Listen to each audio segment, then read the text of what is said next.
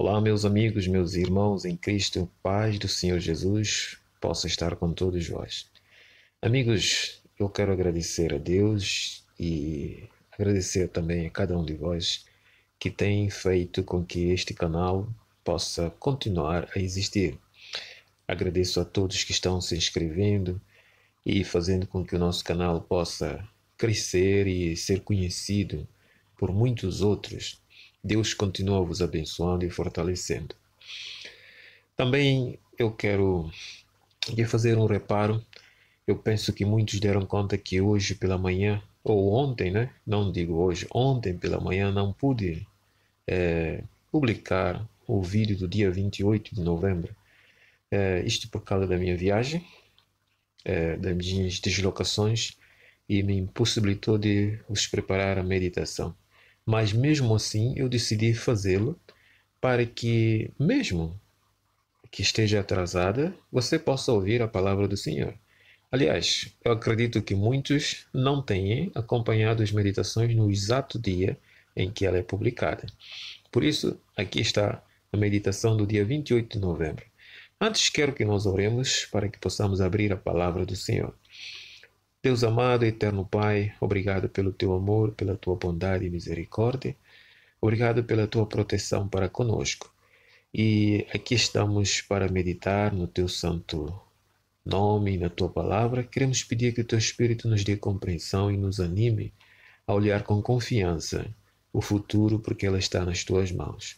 Suplicamos e agradecemos em nome de Jesus. Amém. Então, o nosso tema do dia 28 diz: quando termina o tempo de graça? No dia 27, nós estudamos o tempo ou o fim do tempo da graça, né? Ou o tempo da graça. Hoje é a meditação do dia 28, diz-nos quando termina o tempo de graça. Bem, à primeira vista, o momento mais lógico para o encerramento do tempo de graça parece ser na segunda vinda de Cristo, quando termina completamente todas as hipóteses. Numa primeira visão parece isso. E, segundo a Bíblia, é o momento em que Deus concede as recompensas eternas aos justos e aos ímpios, separando-os uns dos outros, o bode e as ovelhas, como diz lá em Mateus capítulo 25. Mas, todavia, os adventistas do sétimo dia acreditam que o tempo de graça terminará um pouco antes do regresso de Jesus Cristo. E isto torna-se óbvio com um cuidadoso estudo do Apocalipse 14, 15 e 16. Abra sua Bíblia, leia com calma, com espírito de humildade, esses 3 capítulos. Vamos ver e analisar um pouco o que diz ali. Apocalipse 14 fala de um tempo em que Deus infligirá ira sem mistura de misericórdia a todos os pecadores rebeldes. E esta manifestação da ira divina é descrita graficamente no Apocalipse 16 como as 7 últimas pragas, não é? Quando nós estudamos o Apocalipse 14, vamos encontrar, por exemplo, no Apocalipse 14, verso 9, que nos diz: quem adorar a besta e a sua imagem, esse beberá do vinho da ira de Deus sem mistura. Então, como é que isto funciona? Como é que isto será? E Apocalipse 16 vem explicar ou vem detalhar o que vai acontecer, que é chamado de a ira de Deus sem misericórdia. Apocalipse 16 fala das 7 últimas pragas. E uma leitura atenta do capítulo mostra que estas pragas acontecerão mesmo antes da segunda vinda de Jesus. Não é algo que vai acontecer posteriormente, porque depois que Cristo vem e leva os santos para o céu, a palavra do Senhor nos apresenta um período de milênio em que Satanás estará preso, não tem nenhum pecador para sofrer com as 7 últimas pragas. Então, as 7 últimas pragas é antes da volta de Jesus. O castigo que é aplicado a todos aqueles que desobedeceram e rejeitaram a salvação, em especial aqueles que receberam a marca da besta. Bom, no contexto do fim, todos aqueles que não foram salvos receberam a marca da besta. Então, o que diz? Nos mostra isso, que essas últimas pragas, essas 7 últimas pragas acontecerão antes da vinda de Jesus. E Apocalipse 15 torna claro que o tempo de graça encerrará pouco antes da manifestação da ira de Deus. Porque nos versículos 5 e 6 do capítulo 15, João teve a visão do santuário de Deus, ou santuário de Deus no céu, aberto, o lugar onde Cristo está operando ou está fazendo o seu ministério de intercessão por aqueles que aceitam a salvação. Então, o que é que acontece? Lá diz que quando se abriu o santuário, 7 anjos saem com a função de derramar as 7 últimas pragas. E no versículo 7 do capítulo 16, os anjos recebem as taças cheias da cólera de Deus. Deus quem os entrega. Qual é o propósito? Que era para ver derramar essas taças da ira para serem derramadas sobre a terra. O clímax do capítulo surge no verso 8. O clímax do capítulo 8 surge do capítulo 15 de Apocalipse. Está no verso 8. E reparem que o capítulo 15 de Apocalipse é um capítulo muito curto. E lá no verso 8 diz: quando o santuário se encheu de fumo da glória de Deus e ninguém pôde entrar sem que primeiro se cumprisse os 7 castigos dos 7 anjos. Então o que acontece? O santuário é aberto, vê-se o lugar santíssimo, João em visão vê isso, ele vê 7 anjos recebendo as 7 taças da ira de Deus, da cólera de Deus, sem mistura, e ele vê o santuário cheio de fumaça, que é a glória de Deus, onde ninguém poderia mais ministrar.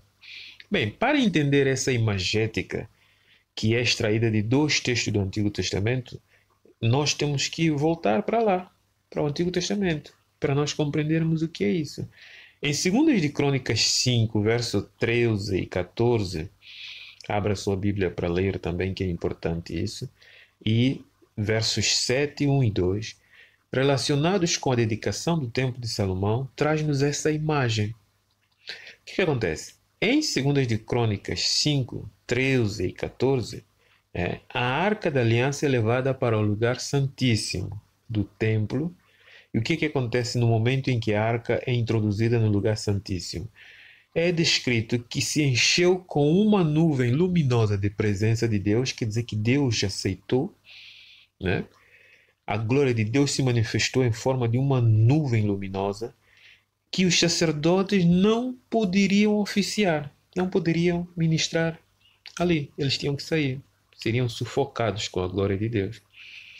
E no capítulo 7, verso 1 e 2, retrata também a mesma coisa. Após a oração de Salomão, é dito que a luz da presença do Senhor encheu o templo e os sacerdotes não puderam entrar.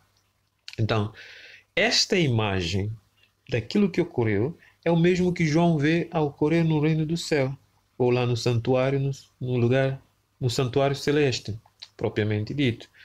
Então, o paralelismo entre as cenas do Templo de Salomão, que era um tipo, e a cena do santuário de Deus no céu, antitipo, é flagrante. Assim como a nuvem e a glória de Deus impediram os sacerdotes de ministrar no Templo de Salomão, também o fumo da glória e do poder de Deus impedirão Cristo de realizar a sua intercessão no santuário celestial. Bem, você vai dizer, mas Cristo é Deus?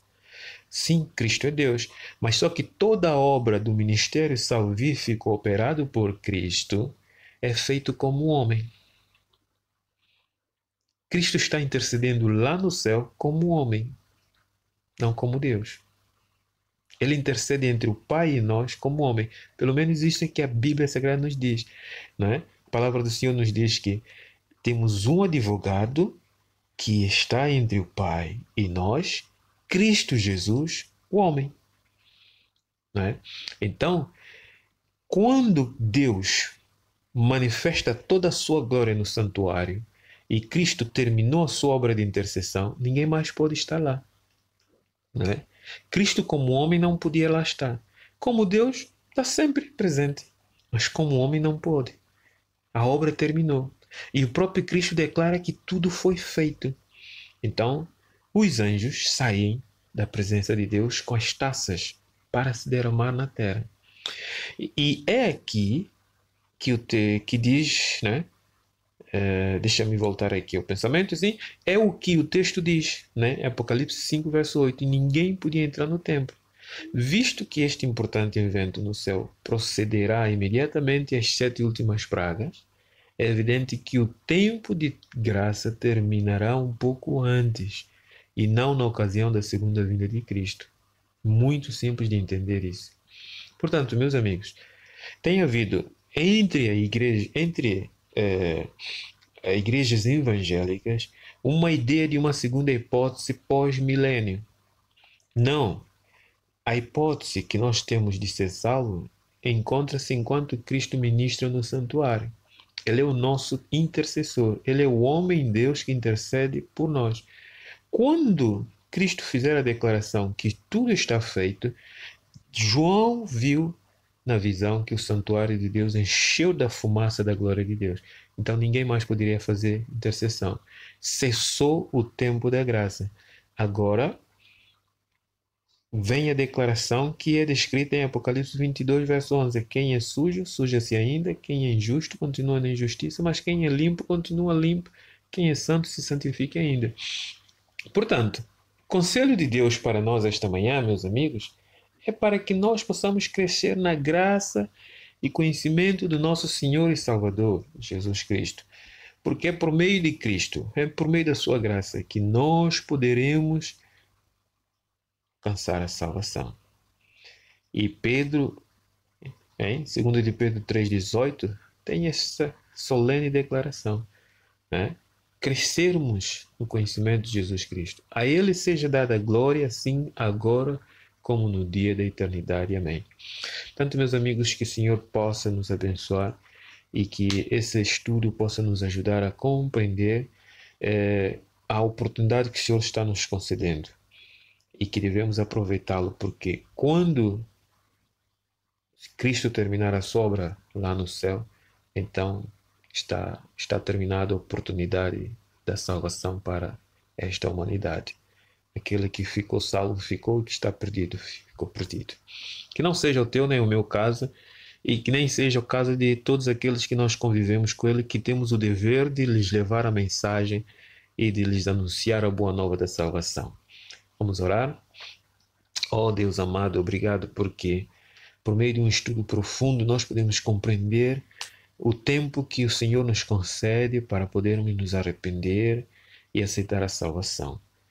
Ajuda-nos a compreender esses estudos profundamente e a refletirmos qual é a nossa decisão hoje, para que assim que o teu santuário se encher de fumo e a intercessão terminar, nós não possamos estar do lado dos que rejeitaram a salvação. Ajuda-nos cada dia a aproveitar as horas, os minutos que o Senhor nos dá e buscarmos conhecer mais a Cristo. Aliás, porque Cristo nos disse que a vida eterna é conhecer-te a ti, o único Deus, e a Jesus a quem o Senhor enviou. Fica conosco, dá-nos a tua bênção em nome de Jesus. Amém. Então, querido amigo, muito obrigado.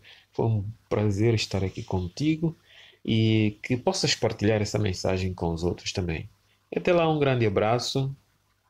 Não esqueça da lição do dia 29. Faça um clique e aproveite para ver. Nisto Cremos Channel, o canal de esperança.